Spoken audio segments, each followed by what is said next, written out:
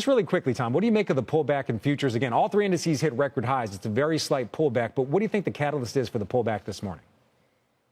Well, I think it's normal to expect some profit taking. I mean, we just made all-time highs, and it is the weekend. But to me, we know that since April 2025, any of these pullbacks have been really shallow. And next week we know that there's something very important to watch, and I'm sure a lot of people are going to be hesitant, but we know that ultimately it's a good thing when the Fed cuts. We have a lot of people in general that are concerned about over-concentration in the market. Ironically enough, we had a guest on earlier, Julia Herman from New York Life, that was saying that concentration was a good thing. But the valuation of this market's been a concern for a lot of people. But your word of the day is undervalued.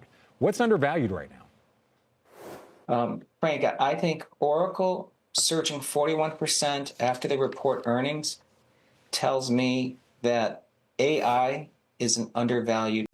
In a nutshell, Tom, how do you interpret the futures pullback? All three indices once more reached all-time highs. Although it's a very minor drop, what do you believe caused this morning's decline? I believe that some profit-taking is to be expected. We just reached all-time highs, and, well, it's the weekend. However, I believe that any of these setbacks since April 2025 have been extremely superficial. Additionally, we are aware that there will be a very significant event to observe next week. We know that when the Fed cuts, it's ultimately a positive thing, but I'm sure many individuals will be cautious. As you may imagine, a large number of people are generally worried about excessive market concentration. Ironically, Julia Herman from New York Life, our previous guest, was arguing that the focus was beneficial. However, many people have expressed concern about the market's valuation, but your phrase of the day is undervalued. What is currently undervalued? Frank, I believe that Oracle's 41% increase following earnings reports indicates that the AI industry is underappreciated. Because unless investors are seriously underestimating the potential growth of AI, how else do you explain a stock as big as Oracle's recent gains? What is undervalued? Just to be clear, are we referring to the chip industry? Are we discussing software here? Are the hyperscalers in question? Is the Mag 7 in question? Or is it just all in your head? Since AI is still a 5 or 10-year-old topic, I wouldn't want to get too detailed. Therefore, I would prefer not to try to drill this down into a very limited collection. I believe that AI as a concept is consistently undervalued, since many people believe that this is a waste of money. Oracle is demonstrating that there is a great deal of room for expansion. In light of that, Tom, the small cap ETF you have chosen for us today is the IWM ETF. Why don't you argue that the Palantir, Oracle, and Vistra that power some of these data centers are your picks for us today? If AI is underappreciated, you're headed to the little caps. But why? Well, for a few reasons. Frank, the first reason is that, as I mentioned before, I wouldn't want to try to choose a subset of AI to discuss as being underappreciated. Even more cheap than AI, however, are small caps, which have been suppressed since the Fed hasn't been lowering interest rates. The Fed is cutting in September for the first time since last year after being on hold the entire year. There has only been a September cut following a halt in 2024 and 1998. Additionally, both periods were favorable for small-cap companies. However, I have a question for you. Doesn't small caps suffer directly from the same economic and job market weakness that is forcing the Fed to make cuts? Well, I believe that we should consider this without being overly simplistic. First, if the Fed is concerned about the employment market worsening, what will they hope to achieve by making cuts? Their goal is for the ISM to get above 50 once more. They want recruiting by corporates to begin. They want companies to feel secure. Therefore, this rate cut represents more than just a symbolic reduction in mortgage interest rates. The Fed is essentially trying to boost the job market and get the economy to thrive once more. For tiny caps, that is extremely bullish. According to AI, NVIDIA is essentially the picks and shovels of AI. It is prevalent in GPUs, which are essential for computation. These AI models require computers to operate. However, Oracle exemplifies the use of AI in business, which is a lot of what those Goldman Sachs speakers discussed with you. So maybe you need both. However, NVIDIA came first, followed by Oracle. I've come to that conclusion not with AI, but maybe both. Steve, I'm shocked that no one took notice of this. I mean, Steve, didn't you also think of a new acronym? On social media, aren't you promoting a new acronym? What is the point of this? Yes, I did.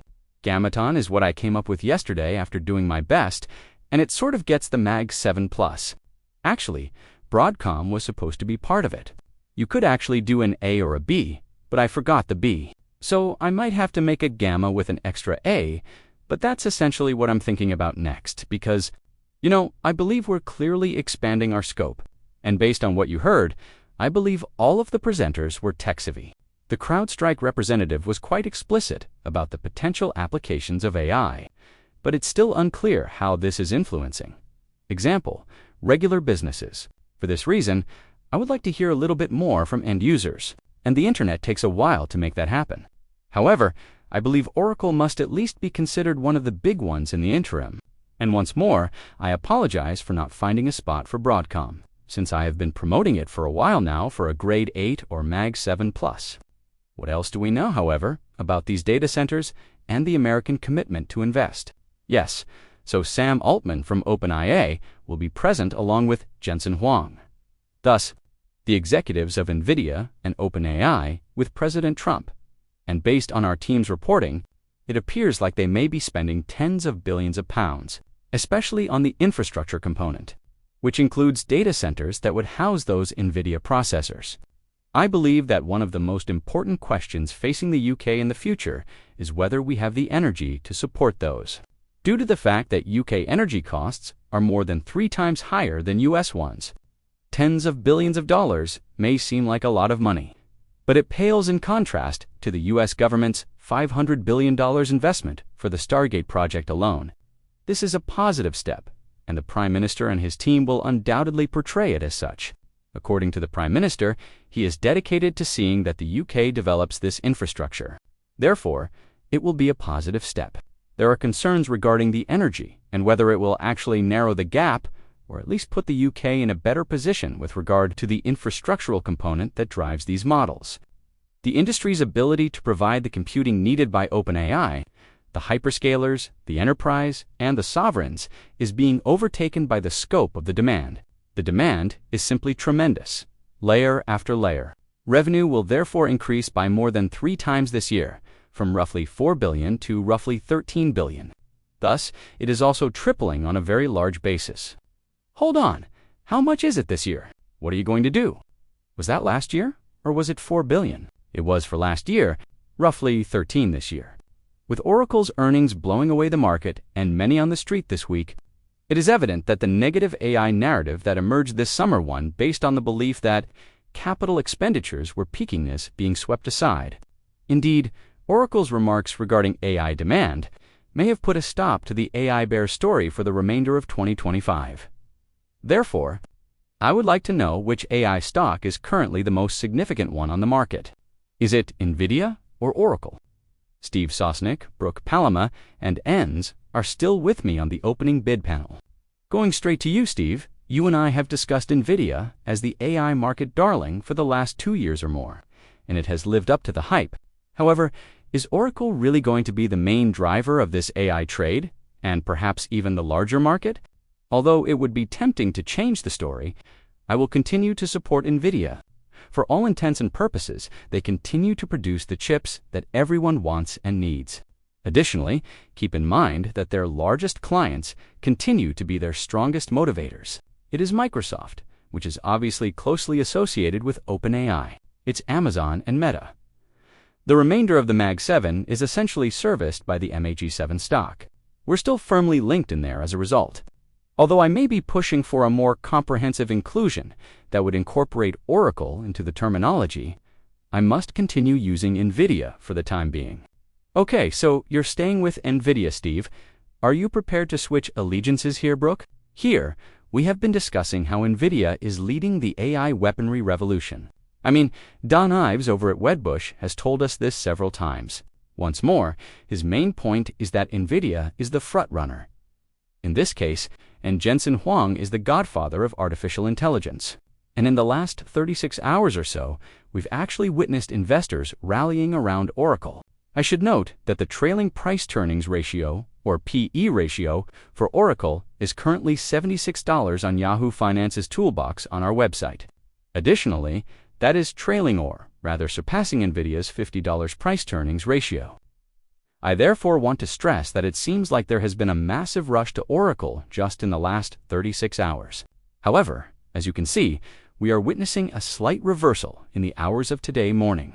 Therefore, it would be interesting to observe whether investors continue to support the momentum that NVIDIA has shown so far this year. Particularly during these summer months, that stock has been a consistent narrative and momentum driver. It is currently up more than 30%.